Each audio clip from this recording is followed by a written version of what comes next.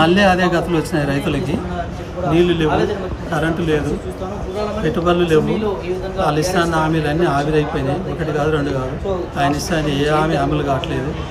ఇవాళ నేను ముఖ్యంగా మన కేసీఆర్ కలవటానికి ముఖ్యమైన కారణం ఏంటంటే, సార్ మళ్ళీ ఎప్పుడో దిగిన 10 సంవత్సరాల కింద బ్యాక్లో ఎలా కాలం పోయి రైతులను గోసదీస్తున్నామో, ఇవాళ కూడా నీళ్ళుండి కూడా అన్ని అంగట్లు అన్నీ ఉన్నాయి, అంగట్లు అల్లు నోట్లేసేది అన్నట్టుగా నీళ్ళని దుర్వినియోగం చేసిండ్రు.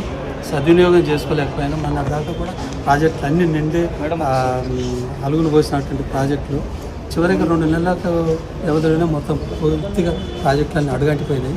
పంటలు పండక ముందే ఇప్పుడు అన్ని పంటలన్నీ నోటికాడికి వచ్చి పొట్ట దశలో ఉన్న పైరు మొత్తం ఎండిపోతున్నాయి.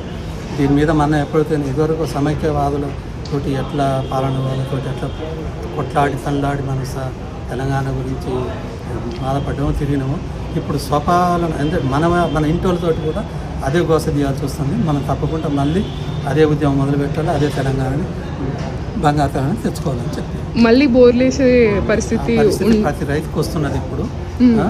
అప్పుడు బోర్ బండి 10 ఏళ్ల పాటు బోర్ బండ్లు మందులు ఇచ్చిన వాళ్ళం కాదు. మళ్ళీ నిర్వహించి పూర్తిగా మళ్ళీ బోర్ బండ్ల చుట్టూ తిరగటం, అప్పులు తేవటం, వేయటం, ఆ నీళ్ళు వెళ్ళకపోవటం, తలకాయలు కొట్టుకుంటున్నాం. మీకు రైతు భరోసా వచ్చిందా? రాలేదు.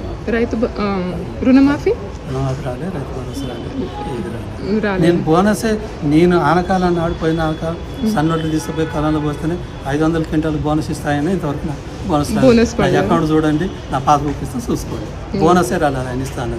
ఆ బోనస్ కూడా ఇస్తాను కదా, దొడ్డు ధాన్యాన్ని కూడా ఇవ్వాలని డిమాండ్ చేస్తాను. విన్నావా? ఎందుకంటే అది కౌలు రైతుకు కానీ ఇటు పట్టేదారుకు కానీ పక్కన వస్తుంది.